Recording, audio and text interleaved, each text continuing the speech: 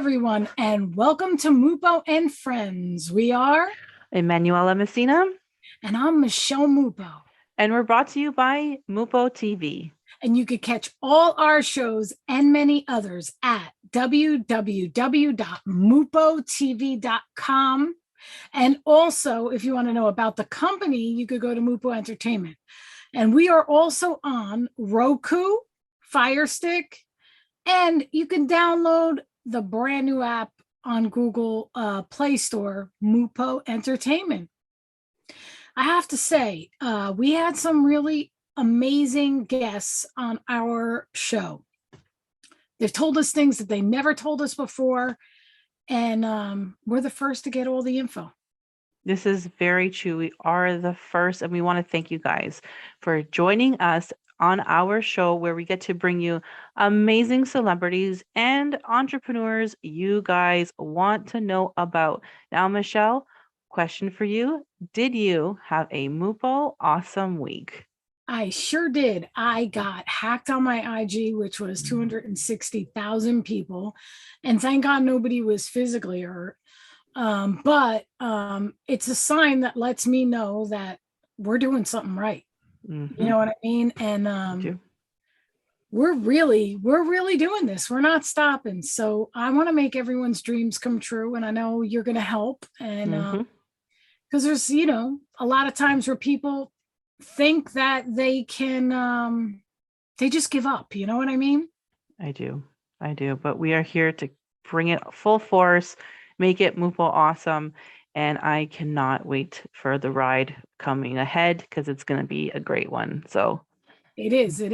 And we are going to take a quick commercial break and we'll be right back with our special guests.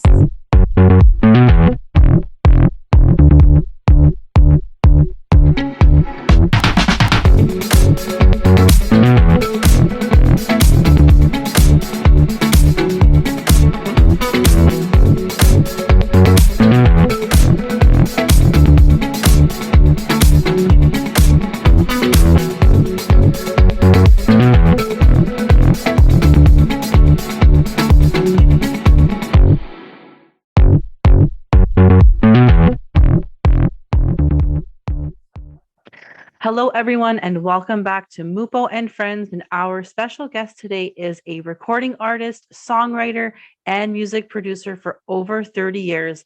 Found in music, he has been intimately involved in the music industry for over 30 years, starting at the age of 9 as a touring member of the RCA Records as a teenager. Tommy opened for many legendary artists, including Otis Redding, the Isley Brothers, whose guitarist was the unknown Jimi Hendrix, Jackie Wilson, Ike and Tina Turner, Smokey Robbins and the Miracles, the Temptations, the Four Tops, the Allman Brothers Band, and much more. He's established the recording career as a leading vocalist in the critically acclaimed group Airplay, which include founding members David Foster and Jay Graydon, and has formed a legendary band, King of Hearts. Please welcome Tommy Funderburk. Hi, Tommy. Hi, guys. Thank you for having me. Okay, so I had to put the little audience in there because you are a legend. And I know people are going to want to know who you are. Can you just tell us a little bit about your background? Because I know we got into it before we started. Well, yeah, as a kid, I grew up singing around the South. I opened for, in high school, we had a band. We opened for a lot of major acts, and that really gave me a love for music. A gospel singer named Andre Crouch encouraged our band to come out to California. The band didn't do it, but I did. I moved to California and was introduced to some guys in the band Earth, Wind & Fire, who introduced me to a guy named David Foster, a keyboard player, David Foster. And David and a friend, Jay Graydon, who played with the group Steely Dan, had a band called Airplay, and they needed a lead singer. The short story is I became the lead singer of the band. And we were kind of well known for having written the song After the Love Is Gone that Earth, Wind & Fire recorded. It's the number one hit, 1981. And so that opened the doors for me to sing on a lot of people's records. And if you listen to music from the 80s and 90s, I was fortunate to sing on 20-something number one hits and hundreds of records. And a range of people. If you like Pat Benatar to Rick Springfield to Whitesnake to Motley Crue to a bunch of people, somewhere they're up there somewhere, Whitesnake there. But I later joined the rock band Boston, lead singer in the band Boston, and continued touring the world, having fun until I started a record label, which turned into a technology company. And here I am today. And when did you first establish King of Hearts? Like, tell me about the beginning of the band and who was in the original band. Well, King of Hearts was a project of love. I was working on a record for young man Richard Marks. So Richard Marks were doing a session, and one of the songwriters, Bruce Geitch, was on the session, and we began talking about music, and we said, hey, why don't we write a song together? And so we wrote a song that I called King of Hearts. And we had a band that was kind of replacing the space that the Eagles had left at the time. The Eagles broke up for a while. And so Timothy Schmidt, the bass player in the Eagles, was our bass player. I loved singing with Timothy. And Kelly Kagi was the lead singer and drummer and writer for the band Night Ranger, was our drummer. Bruce wrote #1 hits for people like La Isla Bonita for Madonna, Right Here Waiting for You with Richard Marks, a number of things. And I've had success writing for people, including my own bands. Had a couple of hits with the band Starship. And we all sang, all played, all wrote, and we formed the first version of King of Hearts. And we continued to write and record over the period of time. We all kind of, Timothy went back to the Eagles. Bruce moved to Nashville. So we've kind of kept it as a friendly endeavor over the years. And we put out multiple albums, toured the world, went to Japan, had a lot of friends in Japan and Europe. And, as I started my technology company, I wasn't touring as much. And Bruce and I were finally talking, and we said, Tommy, look, we've got all these songs we haven't quite finished. We should finish these things, while it's still fresh on our mind. And we did. We decided to raise some money and do it without a record label and record the album the way people used to make records, real with real people in a real studio. And we did that, and I'm happy with the results. We titled it King of Hearts. That's awesome. Yeah, I'd have to say I love recording on a 2-track. As far as 2-inch tape, I'm talking. Yeah, that's when you get the real sound, and then you obviously you dub it down a quarter, and then master it from there. But what are the sound inspirations for the band? Like, how did you come up with just everyone's talent put together, or? Well, Bruce and I are the primary writers in the band. CJ Vanston wrote 3 songs, and CJ and I wrote some songs. But Bruce is a fabulous guitar player. We both like writing songs that start from an acoustic guitar. But I would probably say that some people might say my voice reminds them a bit, of a Don Henley or something like that. I have been in a number of bands. Bernie Ledden was the founder of the Eagles, and I had a band for a while. So coming from California, we loved classic rock with harmonies, great melodies, great songs. So if you like Chicago, if you like the Eagles, if you like Def Leppard, if you like Boston, and if you like Steely Dan, then you're going to love King of Hearts, because our drummer is the drummer for Steely Dan. Timothy Schmidt came back and sang with me. Peter Cetera from Chicago sang on the stuff. Phil Cullen from Def Leppard played a lot of guitar on the record. And we decided to go in and make what we call a modern classic rock album. The question was, how many more times can I hear Stairway to Heaven on classic rock radio? Love Stairway to Heaven. But isn't there anything new? And so we felt like we would go back and record the way we used to. Our good friend Jonathan Kane owns a studio. Jonathan's of Journey. Built a fabulous studio in Nashville, Tennessee, that was designed by the guys that designed Led Zeppelin's studio. It had a great ability to sound huge, and then we could get intimate vocals. And so we decided to put together a great band that could actually go in and play and record live with minimal overdubs. And so we did record on two great consoles that were the great Neve consoles that the Eagles cut the long run on. A lot of early Huey Lewis and the News, all those great consoles. They actually trucked the consoles from the record plant in California back to his studio and put together a fabulous recording studio. And we went in and cut the album in 4 days the way they used to. And very happy with it. Wow, that's amazing. I was going to ask who was on the album, but you had mentioned a few people already. Anybody else on the album that you forgot to mention? Well, the members, CJ Vanson is a fabulous keyboard player, writer, arranger. You mentioned Prince. CJ's worked with Prince and a lot of other people, toured with Tears for Fears, produced quite a number of things, and probably well known for producing the band Toto. So CJ's a great keyboard player that I have nothing but respect for. And Bruce, electric guitars. We have John Patitucci, fabulous jazz, well-known jazz bass player, 8-time Grammy winner, mostly known in the jazz world, but he never gets to play rock. So we said, you're going to come here, you're going to play rock and roll. And Keith Carlock, who was the drummer for Steely Dan. It really is one of the finest drummers. Jeff Vaccaro, who was in a group called Toto, is really one of the greatest drummers ever. But Sting calls Keith Carlock one of the top 3 drummers in the world today.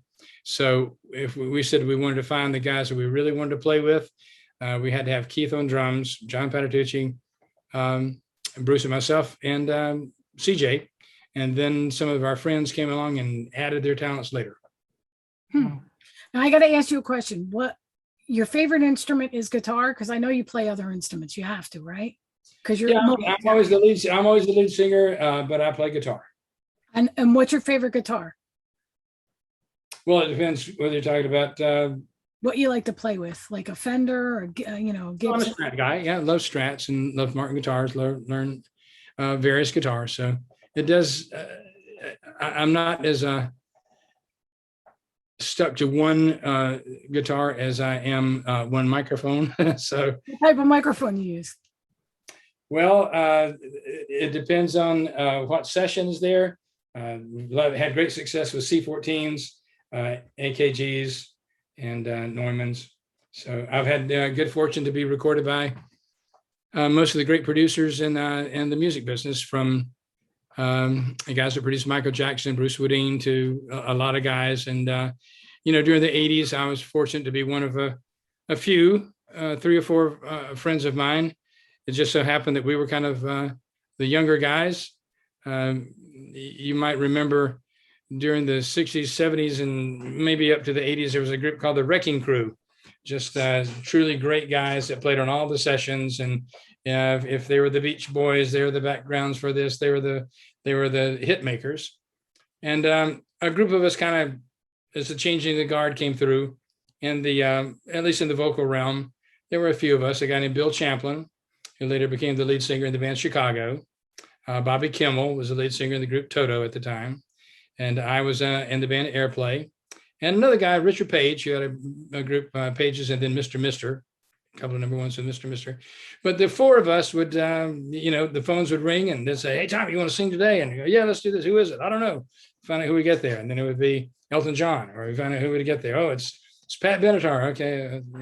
So we had a great time singing on a lot of records, and I got a chance to work with a lot of producers and kind of experience probably the height of the music business. I got to see it all, from the big bands from Europe, the big bands here, from Bad Company, Whitesnake, to Motley Crue here. So, and we managed to do all that, and I'm still alive. So that's no small feat after dealing with Motley Crue many times. That's a good thing. And we're going to take a quick commercial break, and we'll be right back with our special guest.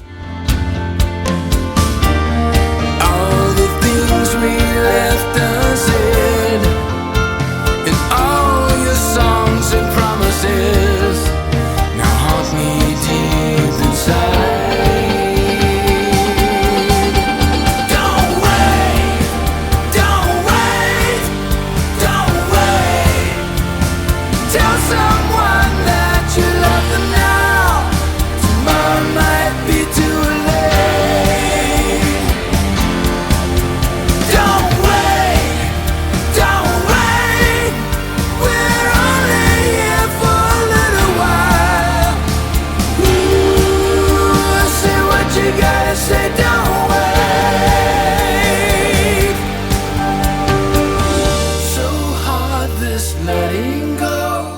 And we are back with Tommy. And Tommy, can you tell me about the single Don't Wait? Yes, the single "Don't Wait" was one of the last songs that we wrote for the album. CJ and I were in the studio, and he had an idea.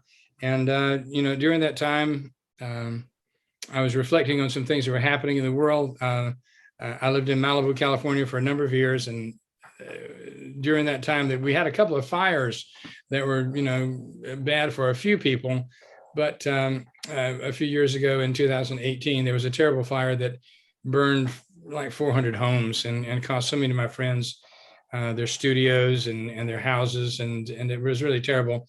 And I thought that time is precious, and sometimes there are people that you need to reconnect with. Sometimes there are people that you need.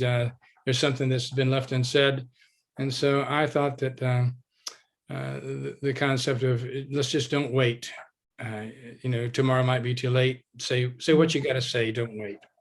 And then we put that as a finishing touch on the album. And do you have any crazy stories that you could remember that you could tell us, being the rock and roll entrepreneur that you are? Well, the music business, went through a lot of changes during the 80s. And so as the 80s evolved, it got more and more debauched. And so there were stories of Motley Crue setting fire to the studio by accident. I remember that. Well, yeah, that was, some bands wanted to get it authentically right. And so they thought it would be a good idea to bring Harley Davidsons to go buy new Harleys and bring them in the studio and try to mic the mufflers just to get that real authentic sound. You might remember song Girls, Girls, Girls, and so they did that. And I had another band called What If at the time. We were in a different part of the studio, and we thought, wait a minute, do we smell smoke? We think the studio's on fire. We better go tell the crew, get out. And we kind of came in, and they were all kind of like dizzy with carbon monoxide poisoning, but we managed to open the windows, open the doors quickly before we all die. There's quite a bit from one band to the next. Each one pretty much had their own rock and roll story. Some of the things are just not appropriate for a PG audience. Yeah. But they're crazy. The book will be coming out soon, and it will tell and name all. That's what I like to hear. Well, it's competition between bands at the time. Was it Guns N' Roses? Was it Motley Crue? Was it Poison? Who's on top? And everybody was pushing the envelope to kind of get an edge on. So it was always unique to come in the studio because some bands' lifestyle was, let's say, a little bit over the top in excess. And so you'd never know whether or not if they were late, was it because they're just traditionally 2 hours late? Or is it because they're in jail? Or is it because they've run over somebody and killed them and have to be bailed out of jail? Or is it just they decided to quit the band? Or is it because they got in a fight with each other and they broke up and didn't tell anybody? You just never knew. But it was always interesting. I'll say some of the crazier things. Twisted Sister was interesting. First time I ever saw a man in spandex, in leather, in a leopard skin kind of spandex. That was unique. I had just come from South Carolina, and I didn't know, That's a New Jersey thing. We wore spandex back in the day. He was pretty intense, and loved Twisted Sister. Yes. Crazy stories. They a massive amount of drugs being consumed by people. I was one thing I was not intimately involved in the whole drug scene. Is probably why I'm still alive. But there was massive quantities of drugs and alcohol. It seemed to be the breakfast of champions there. Everybody was always constantly buzz sculpting to get into the right frame of mind to do their performance. And that kind of lasted for a while until they became unable to walk. And they decided maybe I better stop and change my lifestyle. Wow. I want to circle back things to King of Hearts for a second. And if you can talk to us what the symbol of the logo represents to you. Well, when I was thinking about the image of King of Hearts, I really wanted to come up with something that was iconic. I wanted something that I wanted to have a logo that could be a badge, that could be a car banner, it could be something, but it wanted to be classy. So I've got a great friend, Dave Parmley. And I came to Dave and I said, Dave, help me create this. I said, let's, the best way I could describe it is let's take a blender and let's put some Harley Davidson in the blender. And then let's mix some Mexican religious art. And then let's mix some iconic rock and roll stuff and put it in a blender and see what comes out. And so we came out with with the logo King of Hearts. Many people think you look at it, and I don't think art needs to be explained so much, but some people think it's the eye of the Illuminati, but it's not. It actually goes back to a mid-century great artist who painted the all-seeing eye of God. So that is God watching over you, King of Hearts. I love it. Wow, I love it. So who was your favorite artist that you worked with? And are you eventually going to bring them on King of the Hearts if they're not already in there? Well, that's a hard question. I was fortunate to work with a lot of guys. Probably just some that come to mind that were really amazing. I've always been a fan of Joni Mitchell, and Larry Klein and I were good friends, wrote some songs, and had a chance to record for a while. I was recording a band, Starship, at Joan's house, and got a chance to meet Joan. And it was a highlight because, you never know when you have someone who's your iconic figure. You don't know exactly what to say if you meet them. So the first week she did not show up. And then the second week, we didn't see her. And then one day she walked in the room and I just didn't know what to do. Did you fall down? And did you go, oh, hi? I didn't know, but she was wonderful to meet. Jimmy Page was another iconic meeting. Goosebumps right there.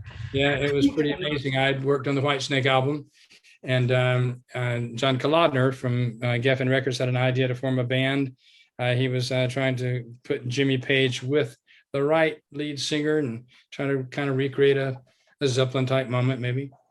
And so David Coverdale called me and said, Tom, darling, we're going to be doing this project and we're going to have to go to Florida to do it. So we went to Florida, and it was a movie. If you've ever seen Spinal Tap, this is the iconic true Spinal Tap. Jimmy still has the roadies that founded Zeppelin. So they're the troglodytes that were there from the very beginning that did everything for Zeppelin. They still were with Jimmy. And I remember they took Criteria Studios and they just kind of recreated it. Jimmy must have had 200 guitars. They put them all over the wall and they were just all there. And Jimmy might walk in and look, oh, right, look at that one, and oh, they take it down. No, not that one, put it back. But it was interesting because the first few days, Jimmy didn't show up. And I was there to sing and he hadn't finished playing guitar. And it took a few days, and it was, according to Jimmy, it was one of the first times that he had played after he had gotten sober. And so Jimmy made a major decision to get clean from heroin and everything. And playing a solo was it's the first time, I guess, that he had ever played a solo. And took him a couple of days to get up to it. But when he did, of course, he's Jimmy Page. And I kept waiting to meet Jimmy. And then one day while we were waiting, I said, I'm going to go get some lunch. And so I just opened the studio door, and, studio doors are very heavy. And it just happened that Jimmy was on the other side of the studio door. And as I opened, we both bumped into each other. He goes, oh, mate, how are you doing? So he was a wonderful guy and really enjoyed meeting another icon. So I would probably say that Joan and Jimmy Page were probably my two favorite artists to meet. Yeah, Jimmy Page is extremely cool. I was backstage at Live Aid and I was just at the table, and they had picnic tables there. And when he came over, I almost fainted. I was just, because I was sitting by Joan Jett, and when he came right over, it was like I lost it. Oh, It was cool. Well, when they say rock legend in the dictionary, his picture is right there. So, Yeah, no, it's wow. true. It's true. Yeah. That's but amazing. unfortunately, Jimmy passed on joining us for King of Hearts. Well, He did not, because Jimmy Page is not playing with King of Hearts. Sorry. He's too busy being Jimmy Page. he is. But listen, I'm telling you, Phil Cullen from Def Leppard just shocked me. He was a monster. We had a lot of fun. And what a great guy. What a physical specimen. He is just completely a health nut and chiseled and great, and a great guy. And he came in and just shocked me with how good a player he is. This is really great. And we sang together too. That was a lot of fun. So. Awesome. And we're going to take a quick commercial break, and we'll be right back with our special guest.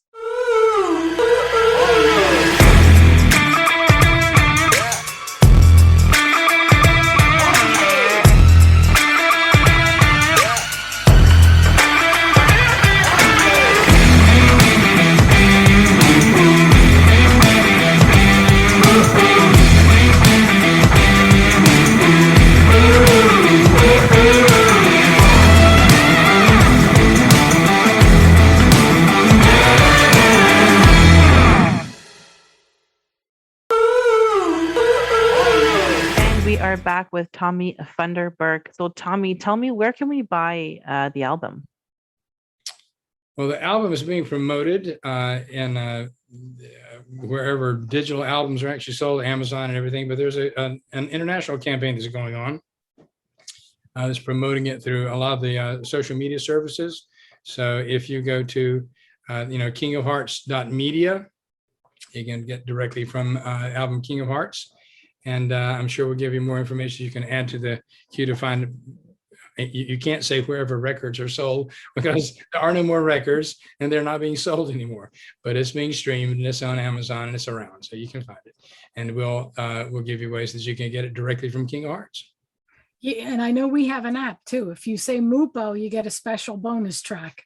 Well, Mupo, you get a special bonus track if you say Mupo. I want to do that. I want to sell records, babe. So I want to know about your company. Like, it was a record label and then it turned into a technology company. Can you tell us a little bit about that? Sure. Well, in the early 2000s, I thought I had a great idea to start a record label. And a few of my friends from Warner Brothers and Capitol Records joined me, and we started a company called Sovereign Artist. And as they say, timing is always essential. So we managed to start Sovereign Artist as an early online delivery system. We sold records in stores. There were still Tower Records then. We signed the band Heart. We signed a few great artists, and we were having great success selling the album in stores and online. And that was early on, when there were very few online stores. So we thought, wow, this is great. And we're geniuses, because it was so easy. And then I started getting emails and messages from people around the world, in China and Brazil, going, oh, we love Heart's new album. And they go, oh, wait a minute, how did they get that album? Because we've only released it in the United States. And we realized it's that Napster. Oh, no, they're not paying for the music. That's true. So I experienced both as an artist and as a business person, the devastation of trying to exist in a world where everything is free. And uniquely, though, I started getting calls from guys out of especially Norway and Sweden going, oh, Tommy, we're your biggest fans. We've got all your music. We've downloaded everything you've ever done. And I'm going, well, that's great. Thank you for not paying for all that. But as I had conversations, they began to impress upon me that they're fans, that they had gone to every concert, that they had been to everything I'd done in Europe and traveled to see me, bought all the stuff they could. But because they downloaded a single, did that make them a bad person? And so I started really seeing file sharing as a fan-oriented community, people that love your music, and early adopters, first adopters, and passionate fans. So we put together the concept. The first of the concept was pay artists. I wanted to find some place to get the artist paid. And we understood that we could identify global file sharing. We developed technology to be able to see people as they're downloading songs. And we represented artists that wanted to actually market back to this community. So the opportunity was just, for example, this was Bon Jovi. John can say, "Hi, guys, I see that you like my music. Would you like to buy my guitar?" Yep. So Afterpay artist, we began developing the technology to be able to identify people that downloaded TV shows, movies, video games, and software. And so I renamed the company Muzit, M-U-Z-I-T. So anybody who wants to learn about it, it's muzit.com. And we have developed the largest database of entertainment consumers, the largest untapped database of entertainment consumers in the world. We've grown to the point that we see people who download Adobe Photoshop about 1.5 million times a week. And that's a business opportunity for people that own Adobe. But we recognize that these are passionate fans of the music. And so what we do is we have a gigantic database that if record labels, artists want to know their activity online from a different community, we've identified 440 million plus households in the United States and around the world, almost 200 million in the United States that download, that use peer-to-peer like BitTorrent and other, peer-to-peer network services to download TV shows, movies, video games, and everything. And what we do is we're able to, without downloading anything ourselves, there's no copyright. That's part of the technology. We did raise a lot of money and built proprietary technology that enables us to see the activity and document the activity, but we don't download anything. But we capture valuable information that helps record labels and artists because we know exactly what they're consuming. So if you wanted to market back to your fans, if you are Jay-Z, we're not going to say, here's Pitbull fans. You want Jay-Z fans. They want you. They want more Jay-Z. They want more Beyonce. So we're able to connect you directly to your fan base that shows up in the peer-to-peer world. And we also know what people are searching for. So if you're searching for more like that, we can direct people to that. And we know who people are sharing it with. So it's just a giant communications network that we may have taken something that the industry spent billions of dollars trying to stomp out, calling it piracy. And we turned it upside down to be a positive business model to basically help artists connect with their fans and, provide opportunities for other people to know a lot about a gigantic community of people that really have never been monetized before. That's amazing. And we're going to take a quick commercial break, and we'll be right back with the conclusion of our interview with Tommy Funderburk.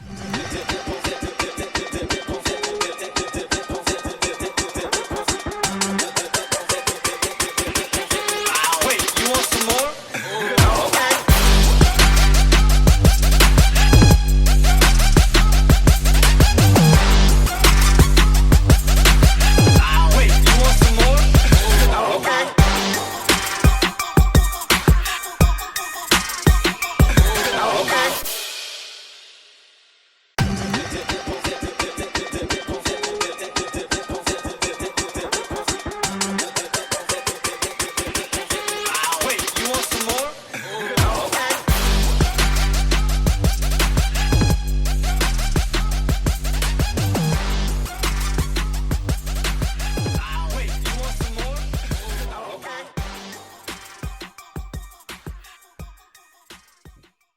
And we are back. And before we wrap things up, we have one last question.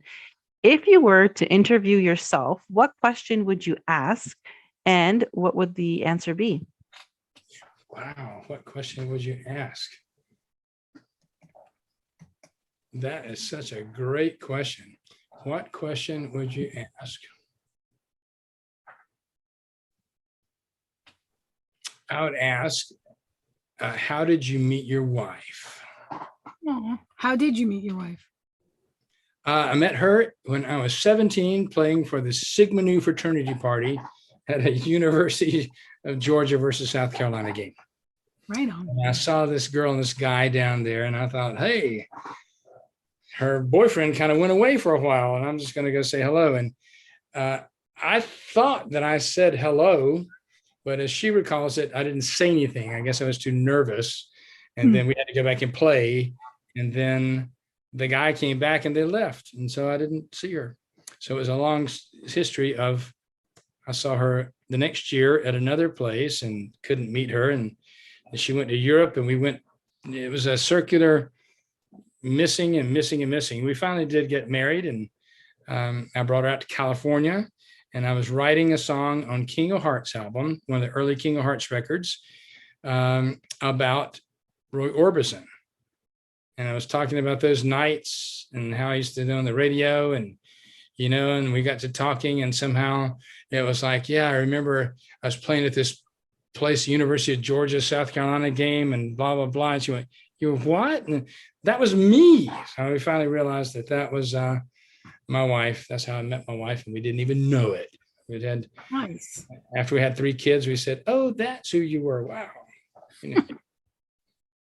That is so cool. Wow. And just want to say thank you. And it's been a pleasure visiting with you today. So look for Tommy in King of Hearts, and you can find his songs on kingofhearts.media and on Bandcamp.